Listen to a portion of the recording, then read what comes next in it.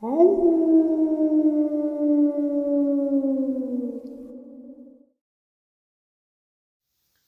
greetings and salutations, everyone, and welcome to today's bonus upload. Before we jump into it, couple links. As many of you know, I rely on Patreon, PayPal, channel membership, and the merch to help the channel to continue to grow and go. Links to Patreon, PayPal, and channel membership is in the description below. Merch displayed directly under the video. Also, Dogman Frightening Encounters, Volume 1 through 3, the audiobook versions. They all were written and researched by Tom Lyons, narrated and produced by me, Jeff Nadolny. Those audiobooks are available on Audible, Amazon, and iTunes, links to which are also in the description as well. And finally, last but definitely not least, if you'd really like to help support the channel to continue to grow and go, simply subscribe. It does not cost a cent. Click the like button, takes half a second. If you don't want to miss out on any of the informative uploads I put out daily, click that bell icon, and folks, please leave a comment. Why? Well, because all of these things really do help the channel to continue to grow and go. And folks, they definitely do matter. Now, everyone, I have taken far too much of your time. Let's jump into today's bonus, shall we?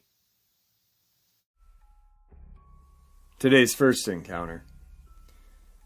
Let me give you a little background. I'm 50 years old, I have 2 kids and 2 grandkids. I've been married for over 29 years and I've been a Toronto police officer for over 28.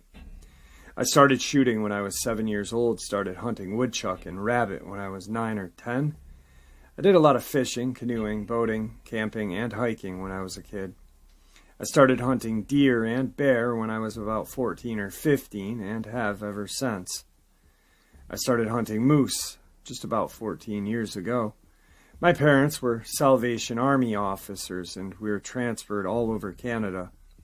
I have done all the above, all over Canada during my younger years and continue now in Ontario, where I permanently reside in Ajax, which is just 10 minutes east of Toronto. For the last 10 years, I've hunted moose about 30 miles northeast of Sault, Ontario, near a small town called Searchmont, near Northland Lake. Over the years, I've seen all kinds of wildlife, but never laid eyes on what I saw that day while hunting moose. I thought I was losing my marbles, and that thought was reinforced when I told my brother-in-law, my hunting partner, my story. I later told my wife over the phone about my encounter, and she was intrigued. She apparently told a co-worker who went on the internet searching for answers. When I called to tell her, I was on my way home, and she told me that there were several sightings just in Ontario. That's when I realized maybe I'm not just seeing things or losing my mind. Anyhow, to my story. Sorry, it's a little long, but it doesn't make sense if I don't tell it all. My brother-in-law and I were hunting moose just northeast of Sault, Ontario, on Tuesday, October 14th, 2003. I went up an old trail to where it came to a dead end. I got stuck on my ATV in the mud, but managed to get out and turn around. I went part way back down the trail to where I found a clearing and parked on the west side, where I could see about 200 yards north and south. I stopped there at about 7:45 in the morning. I put out some moose cow and heat urine scent on the surrounding trees, and a few minutes later did a moose cow call on my horn.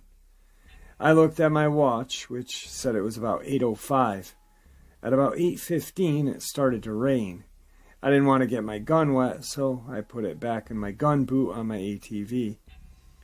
The rain helps hide my scent, but at the same time makes it noisy in the bush with the water hitting the ground, leaves and trees, etc. At 8:30 I started hearing footsteps and snapping twigs coming from the northeast of my position. The rain noise disguised this noise until it was very close to me, and because of this I wasn't ready. Gun was still in the boot. All of a sudden I heard the distinctive sound of a bull moose raking his rack on the brush very close. I looked to my left and saw a huge bull raking his rack about 70 yards from me. I reached back and pulled my gun from the boot, but dropped the boot cover on top of my ATV, which made a banging noise. When I turned back to where the moose was, it had took off back into the dense brush. I thought this was a bit strange because I've seen several moose in the past that just stood there. They don't seem to be afraid of anything and just stand there. I've had them stand in front of me for several minutes before walking off into the bush in the past and couldn't understand why this one took off so fast. I stayed still for about an hour, hoping he would come back. During that time, I called on my horn and heard him rake his rack on the bush twice and grunt at me as he headed off in a southerly direction through the brush. It turns out there was a gully just out of my line of sight that he used to walk around me and disappear.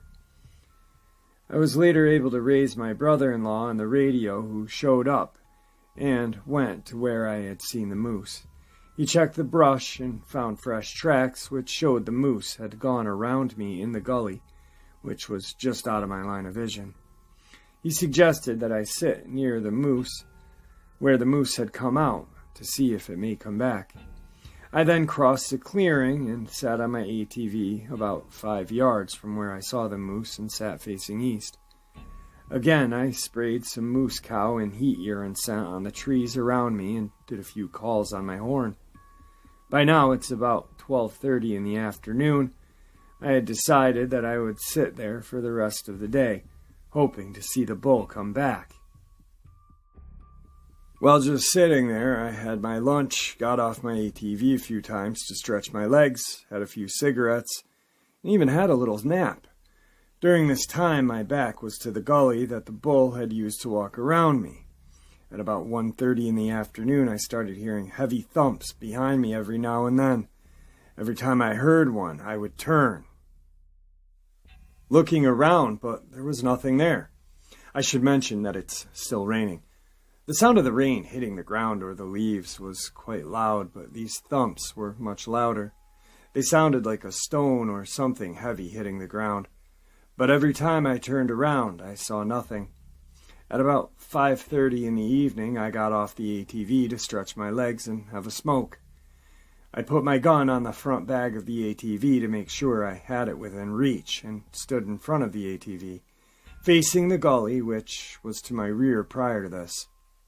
While I was having my cigarette, I started hearing the distinctive sounds of footsteps coming from the gully, snapping branches and leaves crunching. I kept my eyes on the gully while I reached for my rifle. I thought the bull was coming back. When I looked into the gully about 40 yards straight in front of me, I saw what I thought was a man walking toward me. He was stooped over and looked like he was having trouble walking in the brush. He grabbed a tree and swung himself around and ducked or dove down behind some thick brush. The total time of this took 3 to 5 seconds, and he disappeared. He looked at me as if he was dressed all in black, with a black toque or a balaclava on his head. The reason I thought he was wearing a toque was his head seemed to be long at the back, like a man wearing a toque. It seemed like he was wearing a jacket, and the front of his jacket was open halfway. I could see the different color of lining showing around the neck. It looked like it was light gray or almost blue on the chest area in the shape of a V. I couldn't really say how tall it was because his legs were behind the thick brush, and I could only see about mid-thigh. But I would have to guess at that time him being anywhere between 5'8" to 6 feet. But he was also about 40 yards away, and it's hard to judge height or size in the brush when you're not sure of the distance. His arms seemed too long for a man, but he was extremely muscular, like a bodybuilder with the typical V-shaped build. There was definitely no fat on him at all. I could see the different muscle groups on his upper body and arms bulging out, and could see that it had a washboard stomach. When he grabbed the tree, I saw he had hands, not paws. He swung around the tree and dove for cover as if he was trying to hide from me. As I said earlier, it was a dull day, and it was raining, so he did look wet. He was covered with black or dark brown hair, and it looked like the hair was stuck to him fairly closely because he was so wet. What also gave me the bodybuilder impression was that he seemed to have no neck, or he had so much muscle on his shoulders that it gave that appearance. On top of all this, his shoulders were extremely broad. There was a line of dense brush leading off to my left from where it had dove into, which carried on for about 30 to 40 yards.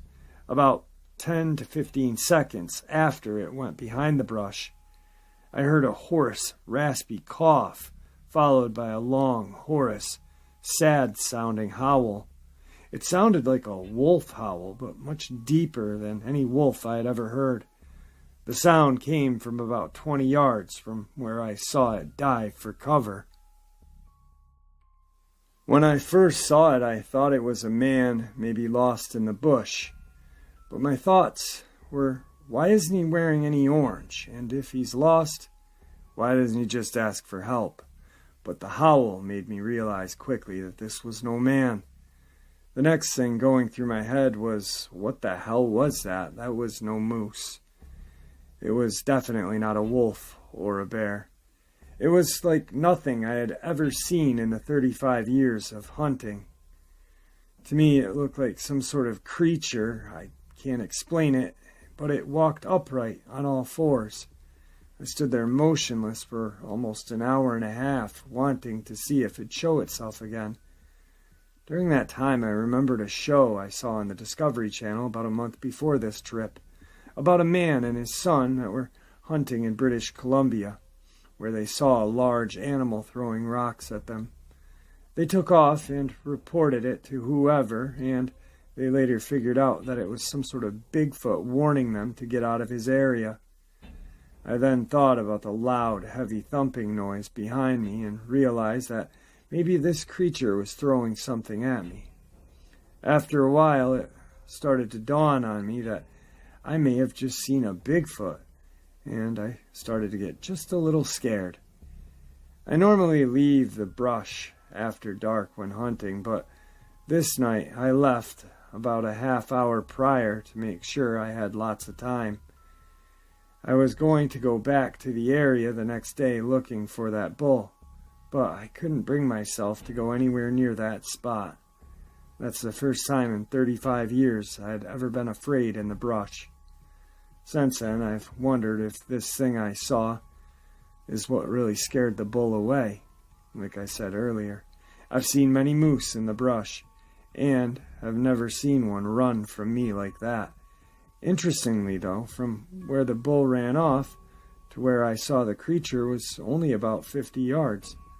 Another thing, and I don't know if this means anything or not, where I was sitting, I saw a large, probably moose leg bone lying on the ground about 5 feet from the ATV. It wasn't cut or sawed. It had been broken or snapped. It looked like it had been there at least a year. Today's second part of the upload. When I was younger, in the late 60s, early 70s, my grandmother used to tell me if I didn't behave, the booger man would come and get me. I had nightmares about a man with a giant nose or a head jumping out of the closet to snot on me. One night at my grandparents' house in Beck's Run, 15 minutes outside of Pittsburgh, PA, I went into the kitchen to get some cookies. The back of the house faced the woods. I saw a hairy creature looking in the kitchen window, smiling at me. It looked like some sort of orangutan, and its face was between the middle and top window, a good 7 to 8 feet off the ground. I ran into the living room and yelled that I saw a giant monkey, and it was looking in the window at me. My grandmother, who was quite funny at times, said, "You jackass, that was the booger man. You must have done something wrong." The 70s in western PA were odd paranormal times. Reports of UFOs and Bigfoot-type creatures were going on all the time. I had told the children in my grandparents' neighborhood about what I saw out my grandparents' kitchen window, and we decided to hunt for it. We would hike for about 30 feet into the woods and come running out scared. About the time I was around 7, I decided I was going deeper into the woods. We started walking into the woods slowly, and the other children would turn around soon, and I was alone. After about 45 minutes into my walk, I came over to a level spot, looked to my left, and saw a small creature about 3.5 feet tall, covered in dark brown, blackish, coarse hair. Standing on 2 legs, it turned its whole body to look at me, and I noticed it had yellow eyes on an apish-like face.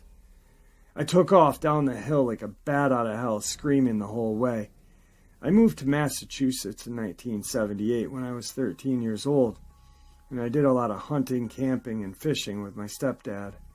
When I was about 16, my friend was having a birthday party. I went to his house, and after the party, about 8 of us jumped in the back of his pickup. We were supposed to go to the mountain park, but the guys up front decided we'd go to Skinner State Park and climb the mountain. The 3 guys in the cab hiked up the side of the mountain, and the rest of us stayed in the back of the truck. About 2 hours or so later, we heard thrashing and crashing in the woods where the guys had walked in. We thought they had came back that way and were messing with us. We kept yelling into the woods for those guys to stop screwing around. This went on for about 15 minutes when we noticed the guys coming down the road from almost the opposite direction. The thrashing and crashing was still going on. We started yelling for our friends to hurry up because it was getting dark, and whatever that was, it was huge. As they got closer, it stopped moving around, so our friends kept walking and laughing at us. They thought we were goofing on them. They got into the truck and started it. The thrashing started up again. We yelled at our friend to get the hell out of there. Jokingly, he backed the truck up to the tree line about 7 feet. We saw a pair of glowing red eyes. We could just make out a rough shape of something standing upright in the shadows. It appeared to have a wolf-like face or head. My friend who was driving saw what we saw. His eyes bugged out, and he threw the truck in drive and got the hell out of there. Later, we got back to my friend's house, and we compared what we saw. And we all agreed we saw an upright figure in the darkness of the woods with glowing red eyes and a dog-like head. Let's end today's upload with a couple of reptilian encounters. There's always a kind of creepy essence to reptilians. Dogman, Sasquatch, and end it with reptilians, and you're really pissing your pants. Alright, here goes. When I lived in a small town in British Columbia, Canada, there was a couple that were very strange. We used to see them at the hot springs. First off, their skin was green, not a bright green, more olive, but definitely green. Not like any person I had ever seen. They never spoke to each other or anyone else when they were there. They looked a lot alike, like brother and sister, although for some reason I always thought they were husband and wife. I think the strangest thing about them, though, was when my husband, best friend, and her husband, and I all got baptized. It was a small community, and it was in April. They allowed us to do the baptism in the hot pool. These people were there, and you could feel the violence coming from them. They were angry and left quickly. Very strange.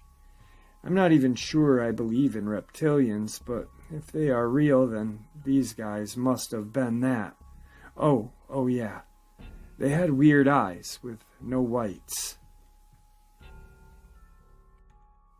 This happened in 1986 in Honey Grove, Texas. My dogs woke me up barking. I heard something large walk beside my bedroom window. I thought my daughter's pony had gotten out of the barn again, and I went to the front door, which had 9 panes of glass. Walking diagonally right underneath a streetlight was a 7-foot-tall bipedal lizard with a huge tail. I watched in horror and disbelief as it walked between the houses across the street. Needless to say, I did not go back to sleep that night. I watched the rest of the night to see if it would come back. Where the hell did this thing come from? My yard is fenced in. No gate. My neighbor had no gate on his side either. My dog saw it, for it was their barking that woke me up. It was gray in color, legs thick as some tree trunks. For the rest of the time I lived in Honeygrove, my daughters and I were inside before dusk. Its arms hung halfway to its thighs. Yeah, I hate it with my whole being. It turned my world upside down. I didn't talk about it until recently. They do exist. This happened while I was walking on college campus several years ago. I passed by a man who had very striking eyes. He was dark-skinned, but his eyes were bright green, which is a little unusual by itself. But then I noticed that his pupils were vertical slits, like a feline or a reptilian eye. And that's the whole story. I lost him in a crowd and did not follow after him because I had to go to class. But I'll always remember those very odd eyes. They had a bit of gold or yellow to them, and a black ring around the iris as well. I used to drive truck for several years. I drove everything from cargo van to 18-wheeler. One time I was sitting at a Pilot on the east side of Houston, Texas. I had my brother out on the road with me at the time. I was sitting there for a few days waiting for a load up. Anyway, I was in McDonald's there at Pilot, just sat down with my brother to take our order. There was this man sitting in another booth across from us. He was eating his burger very slowly. He was wearing a black suit, white shirt, and sunglasses. He was watching a fly buzz around his booth. I promise you that I've seen through the corner of my eye. A long, thin tongue shot out and snagged the fly right out of the air and back into his mouth. Without taking another bite of his burger, he started chewing faster than ever. He had a huge smile on his face. He got up and left right after that. He threw his fries away without eating any, the burger with only a few bites taken out, and his entire drink into the trash. He had that huge, satisfied smile all the way to his car. I still talk with my brother about it from time to time. If my brother wasn't there, he definitely would have thought I was crazy. All right, folks, there you have it. Today's bonus, which I hope you all enjoyed as much as I enjoyed sharing it with you. I'd like to thank you all for supporting the channel. It is your support that keeps the channel growing and going, and what gives people a chance and a place to share their experiences, judgment-free, just simply treated with the respect that we all deserve. Please stay safe, happy, healthy, and ever vigilant, keeping an eye on your children, your pets, your family, and friends. These creatures are real. They are out there and dangerous. Share this information with those you love and care about, and it may just help save their lives someday. Until next time, never stop asking questions, never stop searching for the truth, and God bless.